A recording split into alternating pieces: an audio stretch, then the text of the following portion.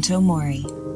Noun. An object serving as a warning or reminder of death, such as a skull. From Latin, literally, remember, you will die. Have you ever wondered what it would be like to be a Roman general? Imagine leading your army to victory against fierce enemies, conquering new lands and bringing glory to your empire. Imagine returning home to a city that celebrates you as a hero, showering you with praise and gifts. Imagine wearing a fine robe dyed with the rarest of pigments, indigo. Only the very rich and powerful could be afforded such luxuries while riding in golden chariots through the streets as the crowd cheers your name. That sounds pretty amazing, right? But there's a catch. While you enjoy this moment of triumph, a common slave whispers in your ear, Memento Mori, Memento Mori. Remember, you will die. This isn't meant to ruin your mood, and it's also not meant to scare you. Rather, it's meant to keep you humble and to remind you of your own mortality in the face of such grandeur. We all have an ego. It's not a bad thing. It's part of being human. It helps us to be confident, brave, and selfless. But it can also be dangerous, especially if we let it get out of control. It can make us arrogant. It can make us reckless, selfish even. It can blind us from reality and make us forget our values. It, or rather, the lack of it, could be the very root of the sentiment that absolute power corrupts absolutely. This is why we need Memento Mori, reminders of death that help us to balance our ego and to keep us grounded. They can be words, poems, quotes. They can be events like birthdays or funerals. They can even be experiences like near-death situations and losses, and objects like skulls or hourglasses. Memento Mori is basically a reminder that life is short and that we should make the most of it. It's also a way of keeping ourselves humble and avoiding sin. The idea is, if we remember that we'll all die someday, maybe we'll be more careful about how we live and what we do right now. Sounds pretty reasonable, right? Well, some Christians took this idea pretty seriously, and they came up with some very extreme ways of reminding themselves of their own mortality. For example, did you know that there are some biblical passages that tell you to think about your death all of the time? Take this example from Sirach. In all you do, remember the end of your life, and then you will never sin. Wow. Talk about pressure. Imagine having that in the back of your head every time you go to do anything. No wonder some Christians decided to go out and do something more fun and festive instead, like Lent. Lent is a 40-day period of penitence and fasting that comes before Easter. It's supposed to be a time of preparation, of reflection, before the celebration of Jesus' resurrection. But it also has a dark side. It starts with Ash Wednesday, which is when a priest sprinkles ashes on your forehead as a reminder of your mortality. The ashes are supposed to symbolize dust and decay, as in, from the dust you came, and to the dust you shall return. How cheerful. And then you have to give up something that you like for 40 days, like chocolate or Netflix or sex. Yeah, good luck with that. But some Christians didn't stop there. Some also wrote or read meditations on death as a way of getting closer to God and avoiding sin. One of the most famous examples of this is the Spiritual Exercises by Saint Ignatius of Loyola, who was the founder of the Jesuits. He wrote a book that has exercises on how to imagine your own death and the death of Jesus Christ. He said that this would help you to detach from worldly things and to focus on spiritual ones. But Memento Mori aren't just words and actions. It's also images, symbols. And this is where things get really interesting and kind of creepy. Because some Christians, they used human bones as decorations or as storage. You heard me right. Bones. Everywhere.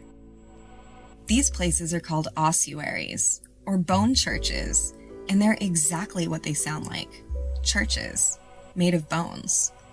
The idea was that they would serve as both memento mori and places for storage should a cemetery become too crowded. Some of them are even arranged in artistic patterns and shapes, like the Sedlec ossuary in the Czech Republic, which has over 40,000 bones from people who died in plagues and in wars. It was redesigned in 1870 by a woodcarver who made things like chandeliers, coats of arms, and altars, all out of bones.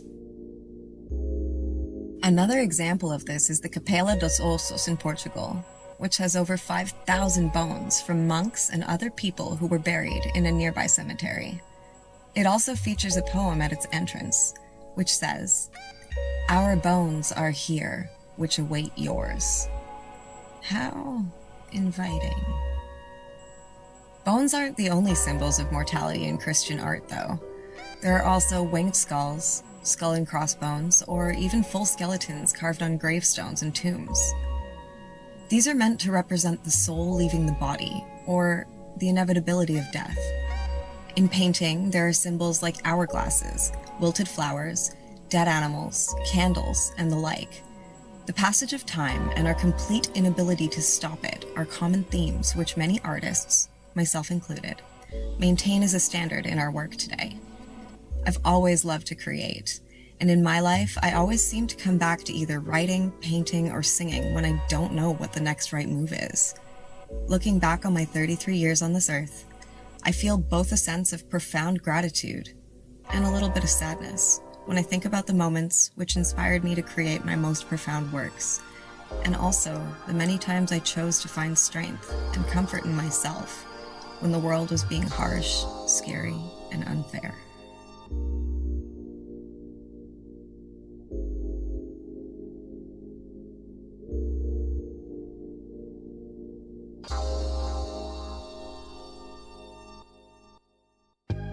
I also have to recognize that there are definite and prolonged periods of my life during which I denied myself the right to be creative.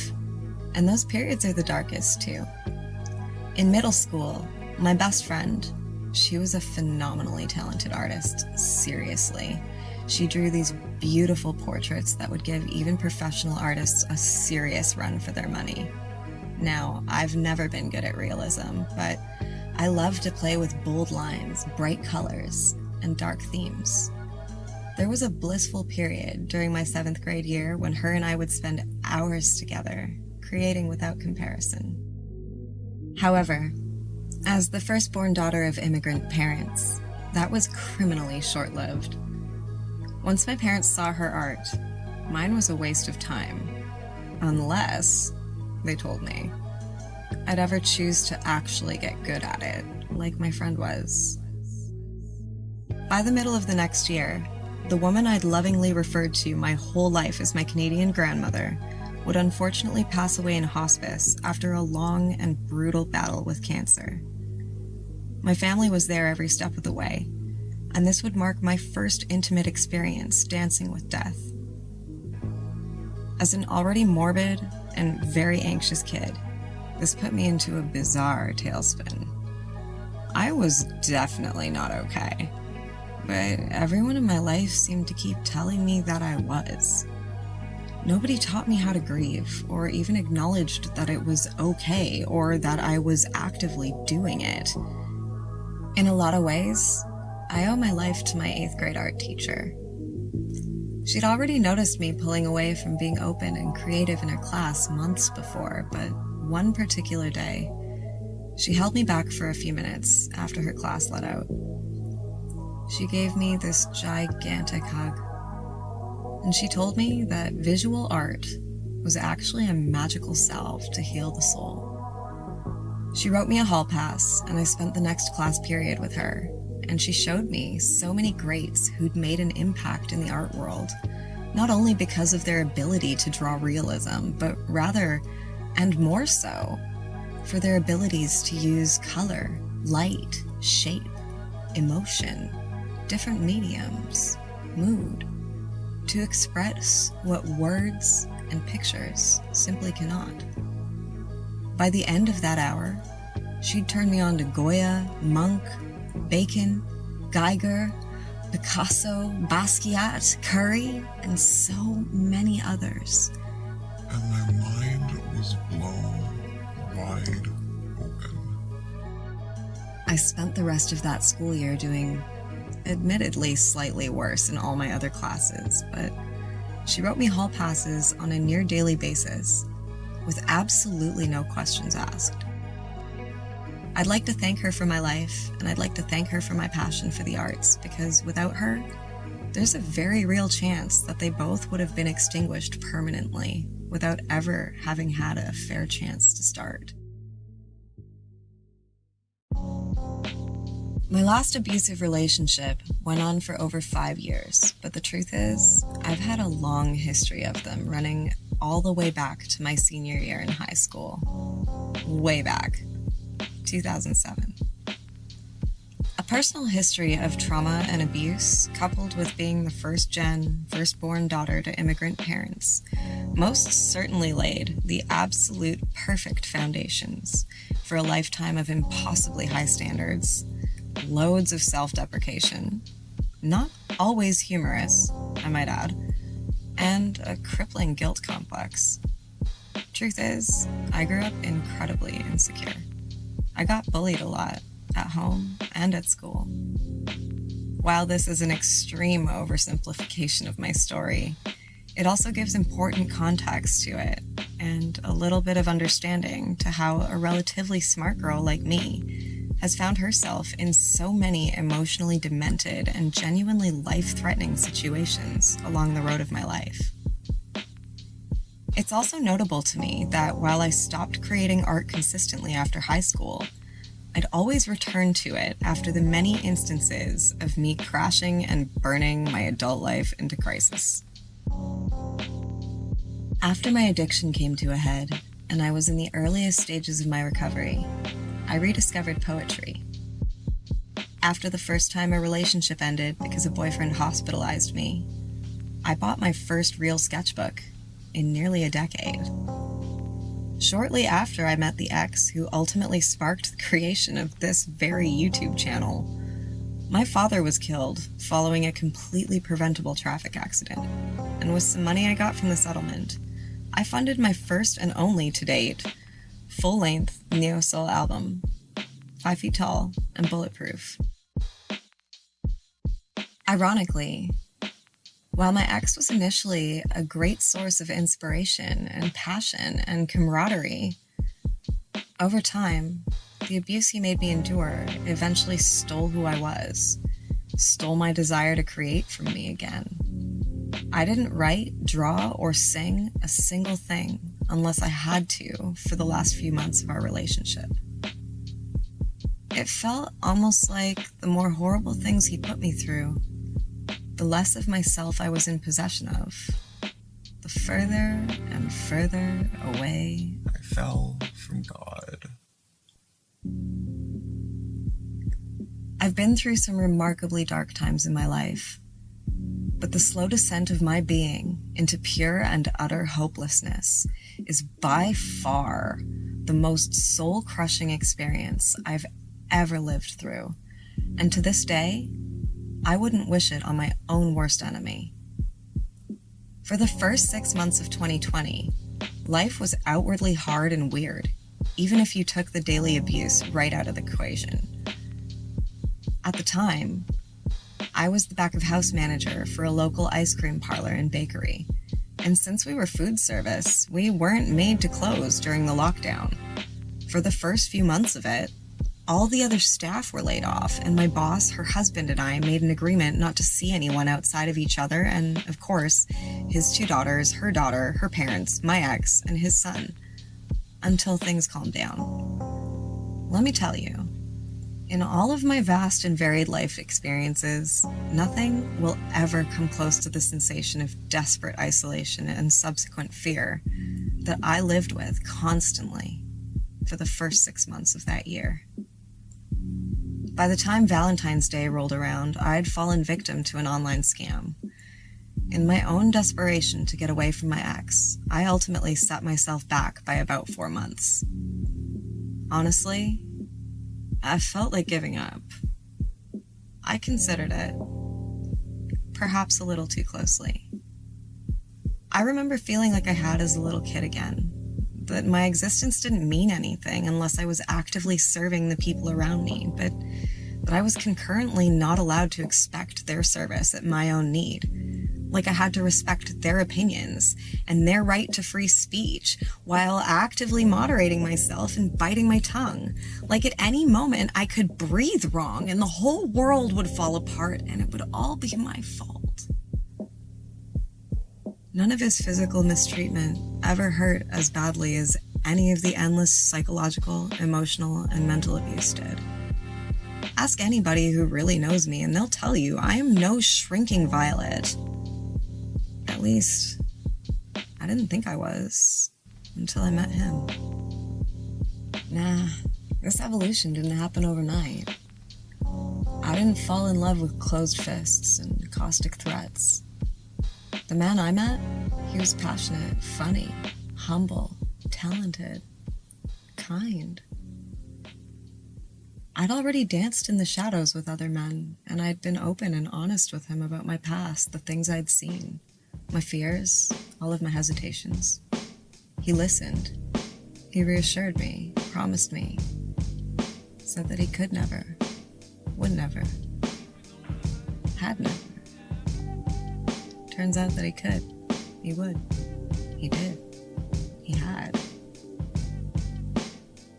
He took the parts of me that he was jealous of, all the best parts of me, and instead of trying to learn about them, instead of trying to harness them within himself, he instead tried to extinguish them within me. He took the love I poured freely, endlessly upon him and his son, and never once did he drink from it. He left it to languish and to spoil. He let my love rot like a carcass in the hot sun. And over time, I began to decay too. The other thing is, I knew I had to leave him years before I managed to get away. By the second year of our relationship, he was already flexing how mean he was, how rigid. He kept trying to tell me that it was solely a byproduct of his youth, of how he was raised, and that clearly I couldn't understand. But what he didn't seem to understand was that I too had spent my young adulthood taking felony chances, taking drugs, trying to get by. And yet, the men who taught me everything I know about the streets, they would have never, ever treated me that way, let alone tolerated seeing me being treated that way. His idea of power, of masculinity, success, these things were entirely predicated upon making other people fear him. He used to have his way with me and then taunt me, laughing at me with my face all mangled, telling me that the world would take his side, that I deserved it. The real horror story in this for me, as I reminisce, is actually the hard realization that my upbringing ended up laying the perfect foundation for me to actually believe him. Years, I knew in my soul that what I'd lived through, it wasn't normal, but I stayed silent. I actually thought I deserved it. When you grow up feeling like you aren't inherently valuable, like you aren't as special, as precious as everyone else is, over time, you end up normalizing treating everybody else around you in a way that you never feel that you deserve to be treated. And you also can't really articulate why. You just accept that you must always be kind and respectful towards others, and that sometimes they might just choose to return the favor, if you get lucky, if they feel charitable. Eventually, however, after half a decade of my life spent trying to appease this unpleasable man, and with the infinite support of my chosen family, I'd finally managed to move out of the apartment we'd once shared and into my very own sanctuary, a bright and beautiful third-floor apartment just a few steps away from the beautiful river valley. I moved into my suite, lovingly dubbed the bachelorette pad by my best friend's mom, on July 15th, 2020. And for seemingly the millionth time in my life, I'd find the courage to start again from scratch. Unfortunately, my ex and I still had shared business interests. And by that, I mean he threatened me into funding not only my debut album, but his sophomore one, and he used that as an excuse to stay very much present in my life. The same way he manipulated me into a romantic relationship for his own gain, he'd end up doing it all over again under the guise of friendship after I'd left him. You see, my intention was to end the relationship and never speak to him again. However, there was a 2-week interim between my breaking up with him on my birthday and my being able to move into my apartment, and during that time, he seemed not only to accept the situation for what it was, but to finally, genuinely understand the gravity of his personal situation. Considering the fact that he just got custody of his son, the world was still on lockdown, and he was about to lose the security of my constant presence, he seemed honest and humble when he asked me for a chance to simply be my friend. If only I knew then what I know now. I've had to do a lot of therapy over the years to forgive myself for that decision, for allowing him the privilege of my friendship when he'd literally just spent 5 years demonstrating how little he deserved to even speak my name, let alone to call himself one of my friends. What I've come to appreciate is the fact that I was only doing the best I could with the tools and the experience I had at the time. If I'm being fully and completely honest, I'm actually in awe of myself for having had the courage to be able to hold space for this man, especially after everything he put me through. I've always gotten by with a phenomenal amount of help from my friends.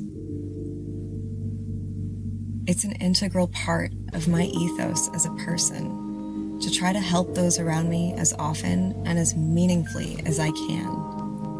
When I was in the throes of addiction, eating disorders, and strings of relationships, each more dangerous than the last, my real friends quite literally never left my side. It chills me to the bone when I consider the alternate endings of my life if my friends hadn't have been there to help me see the truths that I was being blinded to. I digress. My own personal experiences made me feel that the right and ultimately the best thing to do would be to maintain our friendship, albeit at distance and on my terms, just so that my ex wouldn't have to navigate this new chapter of his life alone either. I realize now that this was a direct result of the manipulation and gaslighting he was still subjecting me to. But in my heart of hearts, I truly believed I was just doing the right thing. By the fall of 2020, my physical and mental health were at an all-time low. I have a couple of genetic autoimmune disorders, and that makes it incredibly difficult for me to navigate stress with relative ease. I was working as many hours as I was allowed, and I realize now that this was a coping mechanism. If I was busy, I couldn't collapse under the weight of my heartbreak. I was also actively still being stalked by my ex. He'd turn up under the guise of friendship to check in or to have supper or help me haul my groceries up 3 flights of stairs, but always on his terms. If I was tired, or if I worked all day, or if I just wanted space or to go hang out with my friends, heaven forbid, he'd go from friendly to absolutely terrifying in a matter of seconds. He'd berate me about all of these imaginary partners I was apparently cheating on him with, even though I was at the time celibate and we weren't together. He'd call me dozens of times a day, kept me on the phone or video calls for literally an average of 10 to 12 hours, daily. It was beyond exhausting. And I only kept it up because I was sure that it was better and safer to appease him, to keep him at arm's length, than it would be to piss him off any further and to upset the tenuous balance I was desperately trying to maintain. By the first week of January, I had a full-blown panic attack in the back of the kitchen at work one morning, which led to a nervous breakdown, which led to me handwriting my letter of resignation on the back of a piece of receipt paper. And I walked to my apartment with absolutely no plan. Luckily, I easily qualified for some government assistance. I took full and immediate advantage of having my rent and food paid for, plus some additional short-term specialty mental and physical health supports, and no agenda, besides dealing with the immediate CPTSD meltdown I found myself in. I started where I always do when I'm in free fall. I bought some cheap art supplies with my last tip out, got a yoga mat, and locked myself down with the rest of the world for the foreseeable future. Ultimately, it was a gift from the universe. I realized I had unmitigated time to do exactly with my life what I saw fit, and I took it all the way back to basics. I made 3 resolutions for myself for 2021. Number 1, I promise to do yoga every day. Number 2, I promise to make art every day. And number 3, I promise to write every day. And I did. I did those things every day.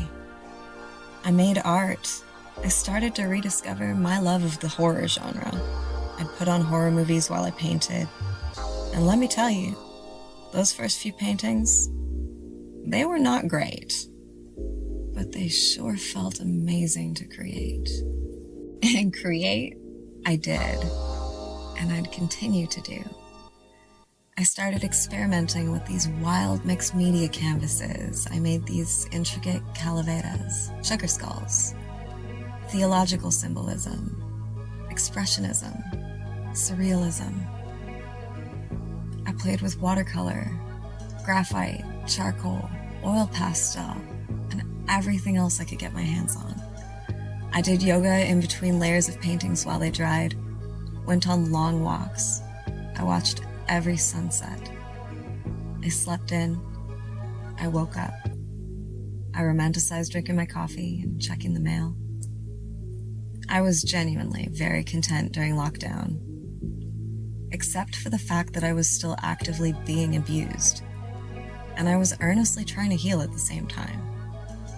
I started to post my art online just to see what my friends would say about it, and at the same time, my ex had started to truly twist against me after a particularly ugly incident in my apartment on Valentine's Day 2021.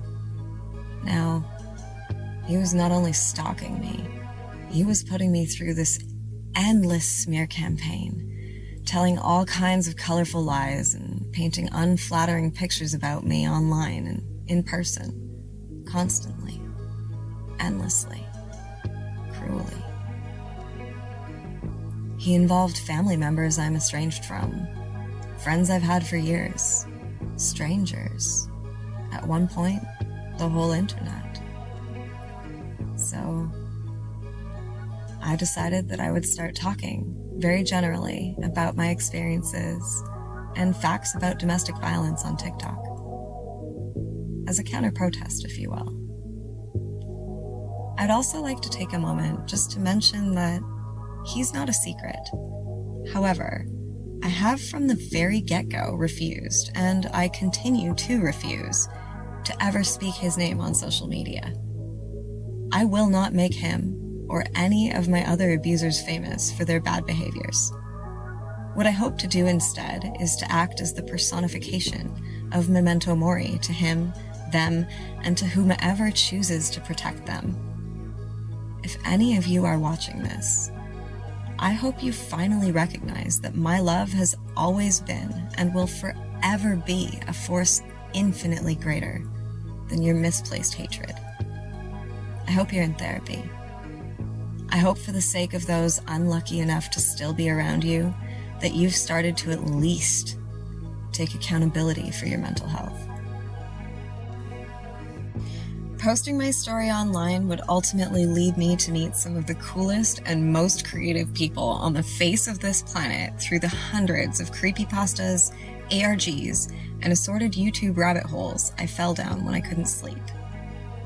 I'd like to thank all of the creatives who kept me company, and especially the ones who've become some of my nearest and dearest friends, just by inviting me to share my weird with the world.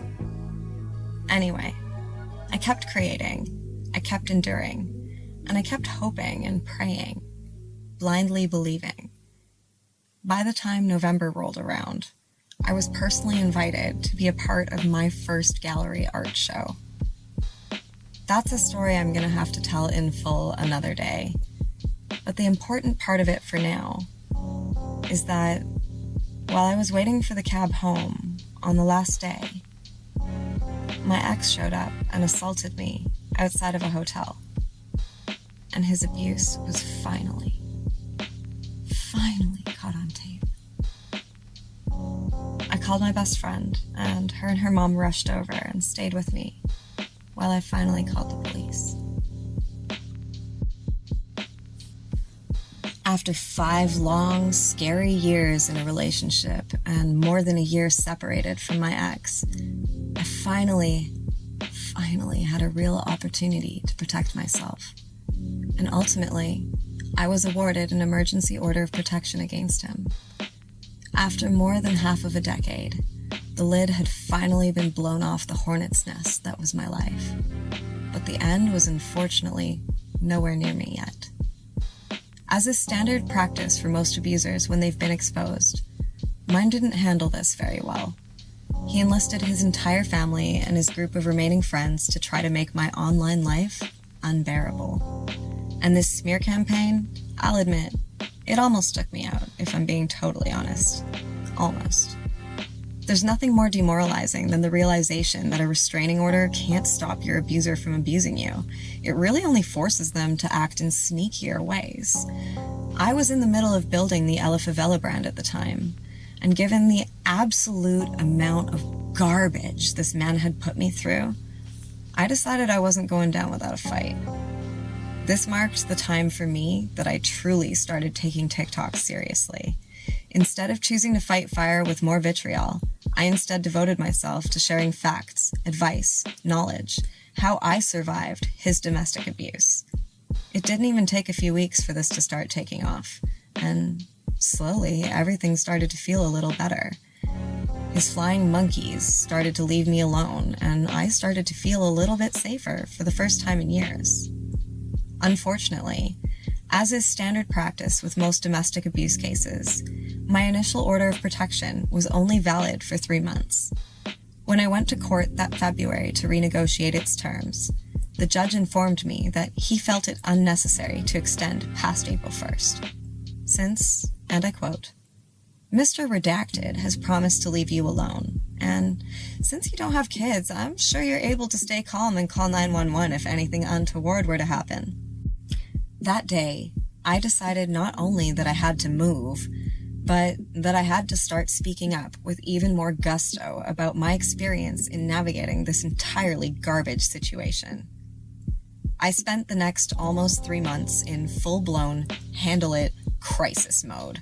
I sold everything I owned that couldn't fit into my allotted maximum 4 suitcases that I paid extra for with the plane ticket that I bought with the proceeds from my couch, my dresser, the kitchen table that my friends had so lovingly given to me, the hundreds of houseplants that I seeded and I propagated, and yes, even some of that art that I made in my self-imposed period of deep isolation. I got back in touch with one of my greatest mentors. He's been my teacher since 2004, 8th grade religion class. I'm really grateful for you, Mr. Gillis. Thank you. I digress. I told him my plan. I told him everything that had happened, and then I took him very seriously when he told me that what I was doing by speaking up online was, in fact, very important. He told me to document my journey across country, to document my journey to freedom, not only because it was cathartic, but because it might help even one other person. To this day, I am entirely devoted to helping just one other person. Memento Mori aren't meant to make us depressed and fearful. They're meant to make us grateful, mindful. They help us to appreciate what we have and who we are. They help us to focus on what matters and what we can control. They help us to live in the present and prepare for the future. I have my own Memento Mori. One of them is this YouTube channel. It's a reminder to myself of how far I've come, how much I've learned, and how much I have to share. And it's also a reminder of how fragile, uncertain, and unpredictable life can be. I don't know how long I'll be able to do this. I don't know how many people will watch, or even if I'll have an impact. But I know that I will try to make every video as great as I can, as honest as I can, and as meaningful as I can. Tell me, what's your Memento Mori? What helps you to keep your ego in check and your perspective in line? How do you use it to live a better life? Please let me know in the comments. And if you've enjoyed my return to YouTube so far, please consider ringing the bell and hitting the subscribe button too. I have a few personal goals left for 2023, and those 2 simple acts of solidarity and kindness would get me quite a bit closer to quite a few of them. What I can promise you in return is a lot of mixed media and watercolor art, my admittedly lacking video editing skills, and many more Memento Mori stories. I hope you'll join me. Until next time, remember, you will die. But until then, live well.